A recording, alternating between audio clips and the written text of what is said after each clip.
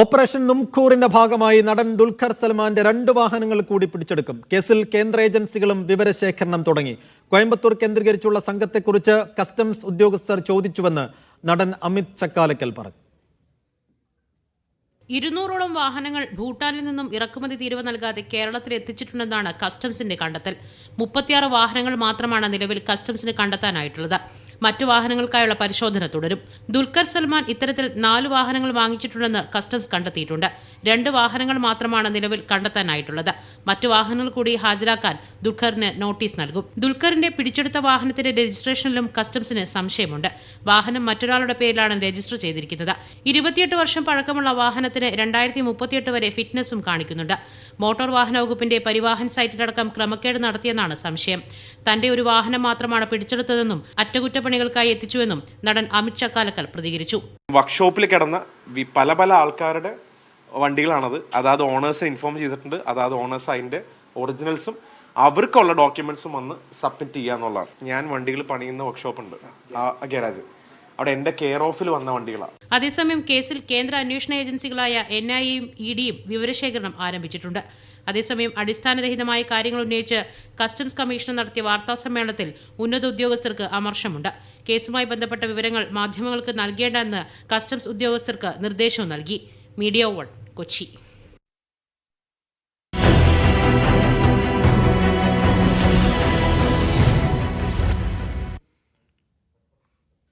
സംസ്ഥാന സർക്കാരിനോടുള്ള വിയോജിപ്പ് ഒഴിവാക്കുന്നുവെന്ന സൂചന നൽകി NSS. ശബരിമല സ്ത്രീ പ്രവേശന വിഷയത്തിൽ നിലപാട് തിരുത്തും എന്ന സർക്കാർ സമീപനം സ്വാഗതാർഹമാണെന്നും ആഗോള അയ്യപ്പ സംഗമത്തിൽ കോൺഗ്രസും BJPയും വിട്ടുനിന്നത് ശരിയല്ല എന്നുമാണ് NSSന്റെ നിലപാട്. സംസ്ഥാന സർക്കാരും SNDPയും ഇത് സ്വാഗതം ചെയ്തു. NSSന്റെ നിലപാട് മാറ്റത്തിൽ ആശങ്കയുണ്ടെങ്കിലും കോൺഗ്രസ് നേതാക്കൾ പരസ്യമായി പ്രകടിപ്പിച്ചിട്ടില്ല. കഴിഞ്ഞ 9.5 വർഷത്തെ പിണറായി സർക്കാരിന്റെ ഭരണകാലത്ത് സംസ്ഥാന സർക്കാർ നിലപാടുകളോട് NSS ഇത്രയും ചേർന്ന് നിന്ന സമയമുണ്ടായിട്ടില്ല. പല വിഷയങ്ങളിലും പരസ്യമായ എതിർപ്പ് രേഖപ്പെടുത്തിയിട്ടുണ്ട്. ശബരിമല സ്ത്രീ പ്രവേശന വിഷയത്തിൽ കേരളത്തിലെ തെരുവുകളിലിറങ്ങി സർക്കാരിനെതിരെ സമരം ചെയ്തവരാണ് NSS. എന്നാൽ ആഗോള അയ്യപ്പ സംഗമം നടത്താനുള്ള സർക്കാർ തീരുമാനത്തെ സ്വാഗതം ചെയ്യുകയാണ് NSS ചെയ്തത്. NSSന്റെ പ്രതിനിധിയെ പരിപാടിയിൽ വിടുകയും ചെയ്തു. ഇതിന് പിന്നാലെയാണ് NSS general secretary Sukumaran Nair കോൺഗ്രസിനും BJPക്കുമെതിരെ കടുത്ത വിമർശനങ്ങളുമായി രംഗത്തെത്തിയത്. കോൺഗ്രസിന് ഹിന്ദു വോട്ടുകൾ വേണ്ട, ന്യൂനപക്ഷ വോട്ടുകൾ മതി എന്നാണ് പ്രധാന വിമർശനം. സ്ത്രീ പ്രവേശന വിഷയത്തിലെ സർക്കാർ നിലപാട് മാറ്റം സ്വാഗതം ചെയ്യുന്നു. ശബരിമല വിഷയത്തിലെ സർക്കാരിന്റെ ഇപ്പോഴത്തെ നിലപാട് അഭിനന്ദനാർഹമാണെന്നും സുകുമാരൻ നായർ ഒരു ദേശീയ ദിനപത്രത്തിന് നൽകിയ അഭിമുഖത്തിൽ പറയുന്നുണ്ട്. NSS നിലപാടിനെ സ്വാഗതം ചെയ്യുകയാണ് സംസ്ഥാന സർക്കാർ. അദ്ദേഹത്തിന്റെ നിലപാടിൽ നല്ല സ്വാഗതാർഹമായ ഒരു നിലപാട്, ഒപ്പം ഒരു സൃഷ്ടിപരമായ വിമർശനവും അദ്ദേഹം ഉയർത്തിയിട്ടുണ്ട് UDFനും BJPക്കും എതിരായി. ശബരിമലയുടെ കാര്യത്തിൽ NSS നിലപാട് എല്ലാ കാലത്തും ഒരുപോലെയായിരുന്നു എന്ന് നിസ്സാരവൽക്കരിക്കുകയാണ് കോൺഗ്രസ്. NSSനോട് ഞങ്ങൾക്ക് നല്ല ബന്ധമാണ് UDFനും കോൺഗ്രസിനുമുള്ള, ഒരു സംശയവുമില്ല. പിന്നെ ശബരിമലയുടെ കാര്യം വരുമ്പോൾ അവർക്ക് എപ്പോഴും അവരുടേതായ ശബരിമലയ്ക്ക് വേണ്ടിയും അവരുടെ ആചാര സംരക്ഷണത്തിന് വേണ്ടിയും NSS എന്നും നിലകൊണ്ടിട്ടുണ്ട്. അപ്പോൾ അതിനെ അങ്ങനെ ഉണ്ടാവും. സർക്കാരിനെ പിന്തുണച്ച NSS നിലപാടിനെ സ്വാഗതം ചെയ്ത് SNDP യോഗം ജനറൽ സെക്രട്ടറി വെള്ളാപ്പള്ളി നടേശൻ രംഗത്തെത്തിയത് കൗതുകമുണ്ടാക്കി. NSS അങ്ങനെ സർക്കാരിനെ ഇങ്ങനെ നിരന്തരം എതിർത്തതായിട്ട് എനിക്കറിയില്ല. പ്രശ്നാധിഷ്ഠിതമായിട്ട് ഓരോ ഇഷ്യൂവിന്റെ അടിസ്ഥാനത്തിൽ. തദ്ദേശ തെരഞ്ഞെടുപ്പിന് മാസങ്ങൾ മാത്രം ബാക്കി നിൽക്കെ കേരളത്തിലെ പ്രധാന സാമുദായിക സംഘടന സർക്കാരിനെ പിന്തുണച്ച് രംഗത്ത് വന്നതിൽ കോൺഗ്രസിന് ആശങ്കയുണ്ട്. പ്രശ്നപരിഹാരത്തിന് വേണ്ടിയുള്ള ചർച്ചകൾ വരും ദിവസങ്ങളിൽ ഉണ്ടായേക്കും. മീഡിയ 1 തിരുവനന്തപുരം. സർക്കാർ കൊച്ചിയിൽ സംഘടിപ്പിക്കുന്ന ന്യൂനപക്ഷ സെമിനാറിന്റെ സംഘാടക സമിതി യോഗത്തിൽ വകുപ്പ് മന്ത്രി V. അബ്ദുറഹ്മാൻ പങ്കെടുത്തില്ല. സംഘാടക സമിതിയുടെ രക്ഷാധികാരിയായ മന്ത്രി ഒരു പകൽ മുഴുവൻ കൊച്ചിയിലുണ്ടായിരുന്നിട്ടാണ് യോഗത്തിലേക്ക് വരാതിരുന്നത്. ക്രൈസ്തവ സംഘടനകളെ ലക്ഷ്യമിട്ട് നടത്തുന്ന പരിപാടി ഒക്ടോബർ 16 നിശ്ചയിച്ചിട്ടുള്ളത്. തദ്ദേശ തെരഞ്ഞെടുപ്പിന് മുമ്പ് വിവിധ മതജാതി വിഭാഗങ്ങളെ സവിശേഷമായി അഭിസംബോധന ചെയ്യുന്ന സർക്കാരിന്റെ പരിപാടികളിലൊന്നാണ് ന്യൂനപക്ഷ സെമിനാർ. പ്രധാനമായും ക്രൈസ്തവ വിഭാഗത്തെ ലക്ഷ്യമിട്ട് നടത്തുന്ന പരിപാടിയുടെ സംഘാടക സമിതി യോഗം എറണാകുളം ഗസ്റ്റ് ഹൌസിലാണ് നടന്നത്. കൊച്ചി നഗരത്തിൽ തന്നെ വകുപ്പ് മന്ത്രി V. അബ്ദുറഹ്മാൻ ഉണ്ടായിരുന്നിട്ടും സംഘാടക സമിതിക്ക് എത്തിയില്ല. അർജന്റീന ഫുട്ബോൾ ടീമിന്റെ ഒഫീഷ്യലിനൊപ്പം കലൂർ സ്റ്റേഡിയം സന്ദർശനം അടക്കമുള്ള പരിപാടികളിൽ പങ്കെടുത്ത മന്ത്രിയാണ് തൊട്ടടുത്തുള്ള ഗസ്റ്റ് ഹൌസിലെ പരിപാടി അവഗണിച്ചത്. മന്ത്രിക്ക് പകരം KJ മാക്സി MLA സംഘാടക സമിതി യോഗം നിയന്ത്രിച്ചു. ഫോർട്ട് കൊച്ചി വെളി കടപ്പുറത്ത് ഒക്ടോബർ 16 ന്യൂനപക്ഷ സെമിനാർ. ന്യൂനപക്ഷങ്ങളുടെ ജീവിതം മെച്ചപ്പെടുത്തുന്നതിനെക്കുറിച്ചുള്ള ചർച്ചയാണ് പരിപാടിയിൽ നടക്കുക. 3 സെഷനുകളായി നടക്കുന്ന പരിപാടിയിൽ 3 പ്രബന്ധങ്ങളും അവതരിപ്പിക്കും. വിവിധ ന്യൂനപക്ഷ സംഘടനകളിൽ നിന്നായി 1000 പേരെ പങ്കെടുപ്പിക്കാനാണ് സംഘാടക സമിതിയുടെ തീരുമാനം. Media one Kochi. ലൈംഗികാരോപണ വിവാദം നിലനിൽക്കെ രാഹുൽ മാങ്കൂട്ടത്തിൽ MLA പാലക്കാട്ടെത്തി. 38 ദിവസങ്ങൾക്ക് ശേഷമാണ് രാഹുൽ മണ്ഡലത്തിലെത്തുന്നത്. MLA ഓഫീസിൽ എത്തിയാൽ തടയുമെന്ന് DYFIയും BJPയും പ്രഖ്യാപിച്ചിട്ടുണ്ട്. ലൈംഗികാരോപണം വന്നതിന് ശേഷം ആദ്യമായാണ് രാഹുൽ മാങ്കൂട്ടത്തിൽ മണ്ഡലത്തിലെത്തുന്നത്. കോൺഗ്രസ് മണ്ഡലം പ്രസിഡന്റ് സേവ്യറിന്റെ വീടാണ് ആദ്യം സന്ദർശിച്ചത്. വഴിയിലുണ്ടായിരുന്ന ആളുകളോട് രാഹുൽ സംസാരിച്ചു.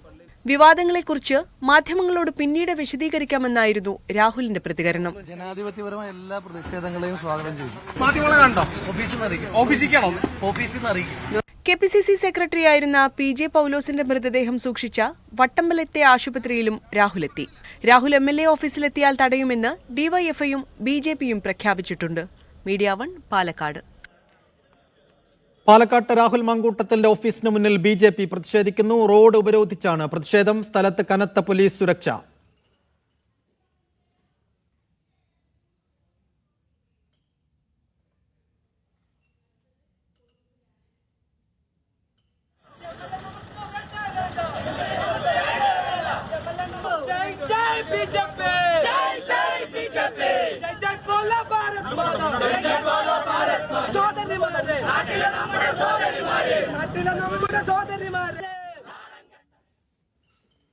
പാലക്കാട് കൊടുമ്പിൽ ഒരു വീടിന്റെ മേൽവിലാസത്തിൽ മാത്രം 72 വോട്ടുകൾ അനധികൃതമായി ചേർത്തതായി പരാതി. കൃത്യമായ രേഖകളില്ലാതെയാണ് വോട്ടർ പട്ടികയിൽ ആളുകളെ ഉൾപ്പെടുത്തിയതെന്ന് കോൺഗ്രസ് ആരോപിച്ചു. സാങ്കേതിക പിഴവ് സംഭവിച്ചുവെന്നാണ് പഞ്ചായത്ത് സെക്രട്ടറിയുടെ വിശദീകരണം.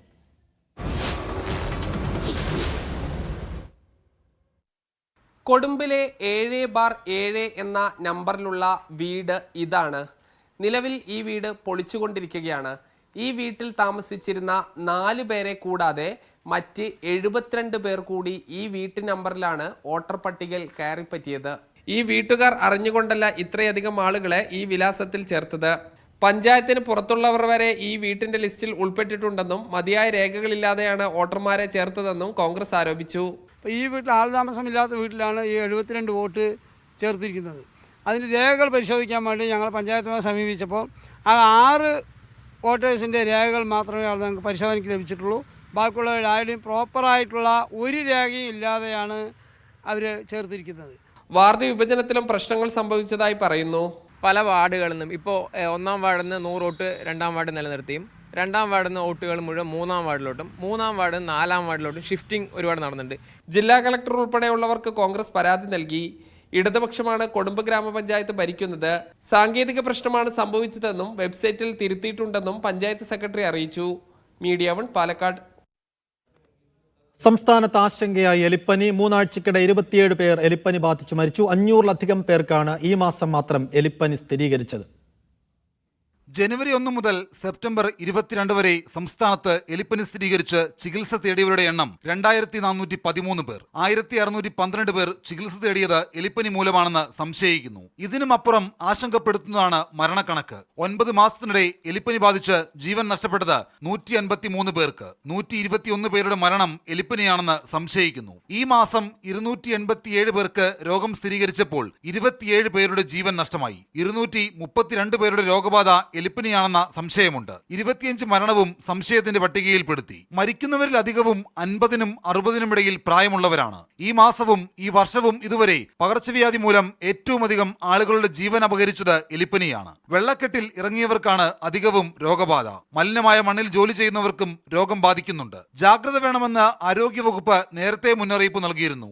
എലിപ്പനി പ്രതിരോധ ഗുളിക ഡോക്സിസൈക്ലിൻ കഴിക്കണമെന്നും ആരോഗ്യവകുപ്പ് അഭ്യർത്ഥിക്കുന്നു. കടുത്ത പനി, തലവേദന, വിറയൽ, ശരീരവേദന, കണ്ണിന് ചുവപ്പ് നിറം തുടങ്ങിയവയാണ് എലിപ്പനിയുടെ ലക്ഷണങ്ങൾ. എലിമൂത്രത്തിലൂടെ രോഗാണു വെള്ളത്തിലും മണ്ണിലുമെത്തും. ഇത് മാസങ്ങളോളം നിലനിൽക്കുമെന്നും ആരോഗ്യ വിദഗ്ധർ പറയുന്നു. മുമ്പെങ്ങും ഇല്ലാത്ത വിധമാണ് നാട്ടിൽ എലിപ്പനി രോഗബാധയും മരണവും സംഭവിക്കുന്നത്. ഇതിനെ ഒട്ടും ലാഘവത്തോടുകൂടി കാണാതെ വലിയ ജാഗ്രത വേണമെന്ന മുന്നറിയിപ്പാണ് ആരോഗ്യവകുപ്പ് ആവർത്തിച്ചു നൽകുന്നത്. തിരുവനന്തപുരത്ത് നിന്ന് Shijo Kurian, media one. CPI general secretary D രാജയെ സ്ഥാനത്ത് നിന്ന് നീക്കണമെന്ന ആവശ്യവുമായി കൂടുതൽ സംസ്ഥാന ഘടകങ്ങൾ രംഗത്ത്. കേരളത്തിന് പിന്നാലെ ആന്ധ്ര, തെലങ്കാന ഘടകങ്ങളും പ്രായപരിധി കർശനമായി നടപ്പാക്കണമെന്നാവശ്യപ്പെട്ടു. ഒരാൾക്ക് മാത്രമായി പ്രായപരിധി നിബന്ധന ഒഴിവാക്കാനാകില്ല എന്നാണ് ബിനോയ് വിശ്വം ഉൾപ്പെടെയുള്ള നേതാക്കളുടെയും അഭിപ്രായം. പുതിയ ജനറൽ സെക്രട്ടറിയെയും ദേശീയ എക്സിക്യൂട്ടീവിനെയും കൗൺസിലിനെയും നാളെ പാർട്ടി കോൺഗ്രസ് തെരഞ്ഞെടുക്കാനിരിക്കെ ഇപ്പോഴും സമവായത്തിലെത്താൻ സാധിച്ചിട്ടില്ല. തമിഴ്നാട്, കർണാടക, ബീഹാർ, ബംഗാൾ ഘടകങ്ങൾ ഡി രാജയ്ക്കൊപ്പമാണ്. 75 വയസ്സ് പ്രായപരിധിയുടെ പേരിൽ നിലവിലെ ജനറൽ സെക്രട്ടറി ഡി രാജ മാറുമോ എന്നതിലാണ് ആകാംക്ഷ. പാർട്ടി വരുത്തിയ ഭരണഘടനാ ഭേദഗതി അനുസരിച്ച് പ്രായപരിധി വ്യവസ്ഥ കർശനമായി പാലിക്കണമെന്ന് ഇന്നലെ നടന്ന പ്രതിനിധി ചർച്ചയിൽ പ്രതിനിധികൾ ആവശ്യപ്പെട്ടു. ജനറൽ സെക്രട്ടറി അടക്കം ദേശീയ സെക്രട്ടേറിയറ്റിൽ തലമുറ മാറ്റമുണ്ടാകുമോ എന്ന ചോദ്യം ഇതോടെ ശക്തമായി. എന്നാൽ ബീഹാറിലും കേരളത്തിലും ഉൾപ്പെടെ സുപ്രധാന നിയമസഭാ തെരഞ്ഞെടുപ്പുകൾ മുന്നിൽ നിൽക്കെ നിലവിലെ ദേശീയ നേതൃത്വത്തിന്റെ അനുഭവ സമ്പത്ത് മുൻനിർത്തി തൽക്കാലം തുടരാൻ ഇളവ് വേണമെന്ന വാദം ഇപ്പോഴും പാർട്ടിക്കുള്ളിൽ സജീവമാണ്. രാജമാറിയാൽ നിലവിൽ AITUC ജനറൽ സെക്രട്ടറിയായ അമർജിത് കൗറിന്റെ പേരാണ് സജീവ ചർച്ചയിലുള്ളത്. മീഡിയ 1 ഡൽഹി. കോൺഗ്രസ് പ്രവർത്തക സമിതി യോഗത്തിൽ കേന്ദ്ര സർക്കാരിനും പ്രധാനമന്ത്രിക്കും രൂക്ഷ വിമർശനം. അന്താരാഷ്ട്ര തലത്തിലെ പ്രതിസന്ധിക്ക് കാരണം പ്രധാനമന്ത്രിയുടെ നിലപാടുകളാണെന്ന് മല്ലികാർജ്ജുൻ ഖാർഗെ. ദേശീയ തലത്തിൽ വോട്ട് ചോരി ആരോപണം ഉയർത്തുന്നതിനുള്ള രൂപരേഖ യോഗം ചർച്ച ചെയ്യും. ബീഹാർ നിയമസഭാ തെരഞ്ഞെടുപ്പിന് മാസങ്ങൾ മാത്രം അവശേഷിക്കുകയാണ് കോൺഗ്രസ് പ്രവർത്തക സമിതി യോഗം പട്നയിൽ ചേർന്നത്. വോട്ട് ചോരി ആരോപണം എങ്ങനെ മുന്നോട്ട് കൊണ്ടുപോകണം, ബീഹാർ നിയമസഭാ തെരഞ്ഞെടുപ്പ് തന്ത്രങ്ങളും യോഗം ചർച്ച ചെയ്യുകയാണ്. പ്രവർത്തക സമിതി അംഗങ്ങൾക്ക് പുറമെ കോൺഗ്രസ് മുഖ്യമന്ത്രിമാർ, പ്രതിപക്ഷ നേതാക്കൾ, PCC പ്രസിഡന്റുമാർ തുടങ്ങിയവരും യോഗത്തിൽ പങ്കെടുക്കുന്നുണ്ട്. യോഗത്തിൽ ലോക്സഭാ പ്രതിപക്ഷ നേതാവ് രാഹുൽ ഗാന്ധി വോട്ട് ചോരി ആരോപണത്തിലെ മുന്നോട്ടു പോക്കിനെക്കുറിച്ച് നേതാക്കളോട് വിശദീകരിക്കും. യോഗത്തിൽ കോൺഗ്രസ് അധ്യക്ഷൻ മല്ലികാർജ്ജുൻ ഖാർഗെ കേന്ദ്ര സർക്കാരിനെതിരെയും പ്രധാനമന്ത്രിക്കെതിരെയും അതിരൂക്ഷ വിമർശനമുയർത്തി.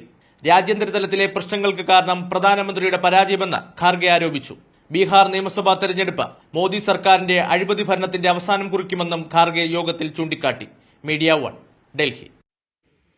BJP നേതാവും നടനുമായ കൃഷ്ണകുമാറിന്റെ മകൾ ദിയ കൃഷ്ണയുടെ സ്ഥാപനത്തിലെ സാമ്പത്തിക തട്ടിപ്പ് കേസിൽ ക്രൈംബ്രാഞ്ച് കുറ്റപത്രം തയ്യാറാക്കി. ജീവനക്കാരികൾ 30 ലക്ഷത്തോളം രൂപ തട്ടിയെടുത്തെന്നാണ് ക്രൈംബ്രാഞ്ചിന്റെ കണ്ടെത്തൽ.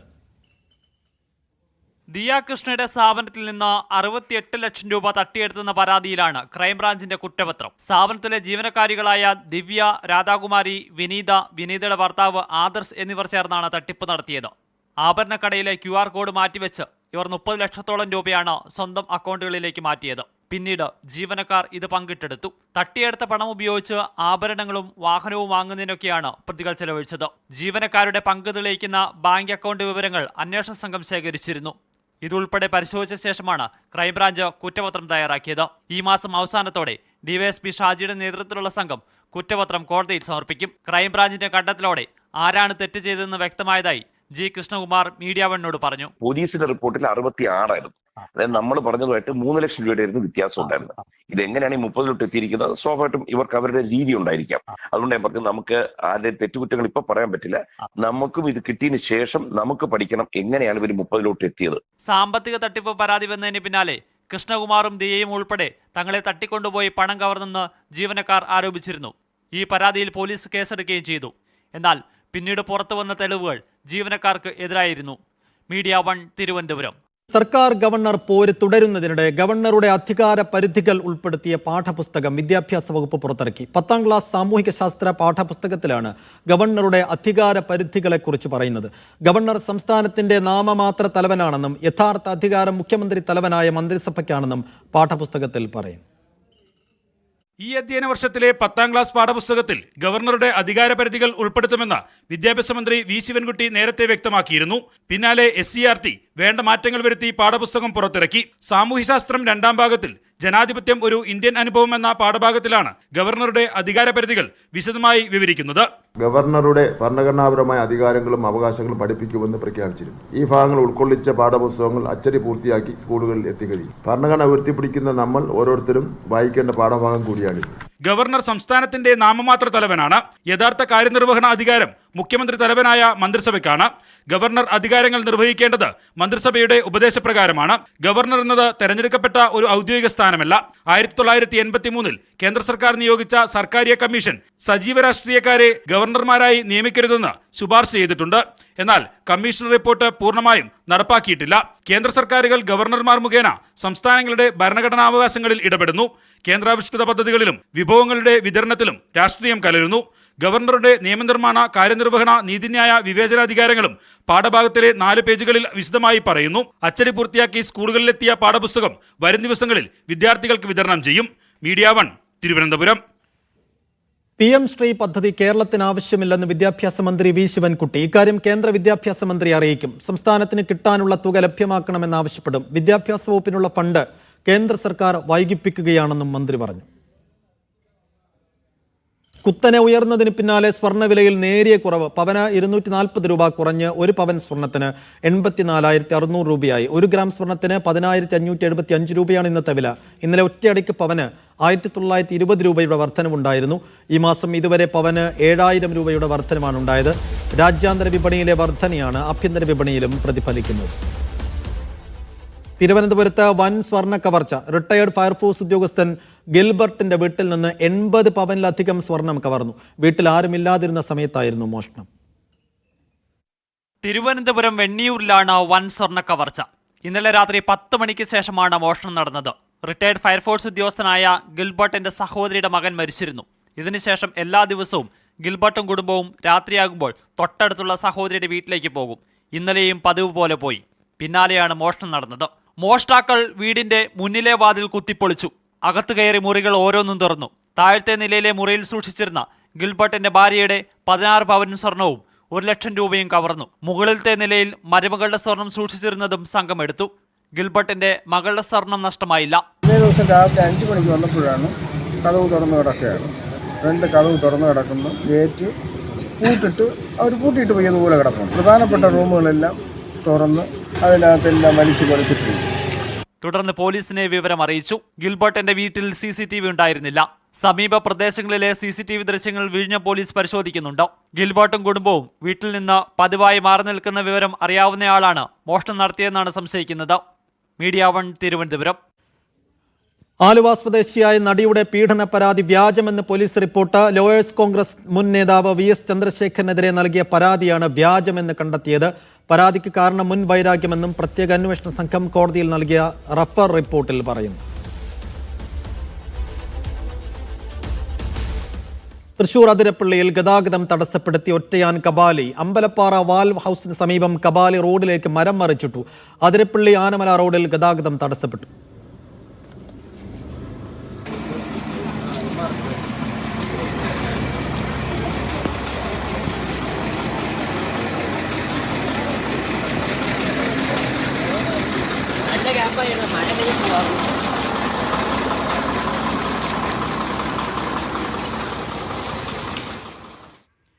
കൊച്ചി നഗരത്തിൽ തിരക്കേറിയ സമയങ്ങളിൽ സിഗ്നൽ ഒഴിവാക്കി പോലീസ് നേരിട്ട് ഗതാഗതം നിയന്ത്രിക്കണമെന്ന ഉത്തരവിൽ ഭേദഗതി വരുത്തി ഹൈക്കോടതി. ട്രാഫിക് സിഗ്നൽ പോലീസ് തന്നെ പ്രവർത്തിപ്പിക്കുന്ന തരത്തിൽ ഹൈബ്രിഡ് മോഡ് നടപ്പാക്കാമെന്ന പോലീസിന്റെ നിർദ്ദേശം കോടതി അംഗീകരിച്ചു. മുൻ ഉത്തരവ് നടപ്പാക്കുന്നതിലെ പ്രായോഗിക ബുദ്ധിമുട്ട് പോലീസ് അറിയിച്ചിരുന്നു. ഇത് പരിഗണിച്ചാണ് ഉത്തരവ് ഹൈക്കോടതി ഭേദഗതി ചെയ്തത്. H1B വിസ പദ്ധതി വീണ്ടും പരിഷ്കരിക്കാൻ ഒരുങ്ങി US. നിലവിലെ ലോട്ടറി സമ്പ്രദായം മാറ്റാനാണ് ആലോചന. കൂടുതൽ വൈദഗ്ധ്യവും പരിചയസമ്പന്നരുമായവർക്ക് മുൻഗണന നൽകുന്ന വെയ്റ്റഡ് സെലക്ഷൻ രീതി ഉൾപ്പെടുത്താനാണ് ആലോചന. ഇവരെ 4 തവണ വിസയ്ക്കായി പരിഗണിക്കും. അല്ലാത്തവരെ ഒറ്റത്തവണ മാത്രം പരിഗണിക്കുന്ന രീതിയിലാകും പുതിയ പരിഷ്കാരം. H1B വിസയിൽ കഴിഞ്ഞ ദിവസം പുതിയ പരിഷ്കാരം കൊണ്ടുവന്നതിന് പിന്നാലെയാണ് പുതിയ പരിഷ്കാരത്തിലേക്ക് കൂടി കടക്കുന്നത്. 50 വർഷത്തിന് ശേഷം മനുഷ്യനെ വഹിച്ചുള്ള ചാന്ദ്ര ദൗത്യത്തിന് വീണ്ടും ഒരുങ്ങുകയാണ് നാസ. 2026 ഫെബ്രുവരിയിൽ അൾട്ടിമസ് പ്രോഗ്രാം 2 നടക്കുമെന്ന് നാസയുടെ ആക്ടിംഗ് ഡെപ്യൂട്ടി അസോസിയേറ്റ് അഡ്മിനിസ്ട്രേറ്റർ അറിയിച്ചു. 4 യാത്രികരെയായിരിക്കും ചന്ദ്രനിലേക്ക് അയക്കുക. അപ്പോളോ 17 ദൗത്യത്തിന് ശേഷം ചന്ദ്രനിൽ ആളെ എത്തിക്കാനുള്ള US ദൗത്യമാണ് നാസയുടെ ആർടെമിസ് പ്രോഗ്രാം 2. 4 ബഹിരാകാശ യാത്രികർ അടങ്ങുന്ന ഒരു സംഘം ചന്ദ്രനെ ചുറ്റി സഞ്ചരിക്കും. ചന്ദ്രനെ ചുറ്റി റോക്കറ്റിന്റെയും ബഹിരാകാശ പേടകത്തിന്റെയും ശേഷി പരീക്ഷിച്ച് ഭാവിയിൽ ചന്ദ്രനിൽ ഇറങ്ങുന്നതിനുള്ള സാഹചര്യം പഠിക്കുകയാണ് ലക്ഷ്യം. 10 ദിവസത്തെ ദൗത്യത്തിനു ശേഷം ഇവർ തിരികെ ഭൂമിയിലെത്തും. മനുഷ്യന്റെ ബഹിരാകാശ പര്യവേഷണത്തിലെ ഒരു സുപ്രധാന നിമിഷമായിരിക്കും ഇതെന്ന് നാസയുടെ acting deputy associate administrator Lakiesha Hawkins പറഞ്ഞു. 2022 ആദ്യത്തെ ആർടെമിസ് ദൗത്യം. 25 ദിവസം നീണ്ടുനിന്ന ദൗത്യത്തിനൊടുവിൽ ഓറിയോൺ പേടകം തിരികെ ഭൂമിയിലെത്തിയിരുന്നു. News desk media 1. തമിഴ്നാട് സർക്കാരിന്റെ പരമോന്നത ബഹുമതിയായ കലൈമാമണി പുരസ്കാരങ്ങൾ പ്രഖ്യാപിച്ചു. KJ യേശുദാസിനാണ് MS സുബ്ബലക്ഷ്മി പുരസ്കാരം. സംഗീതരംഗത്തെ സമഗ്ര സംഭാവനയ്ക്കാണ് പുരസ്കാരം. 1 ലക്ഷം രൂപയും 3 പവന്റെ സ്വർണ്ണ മെഡലും ഫലകവും അടങ്ങുന്ന പുരസ്കാരം അടുത്ത മാസം ചെന്നൈയിൽ വെച്ച് കൈമാറും.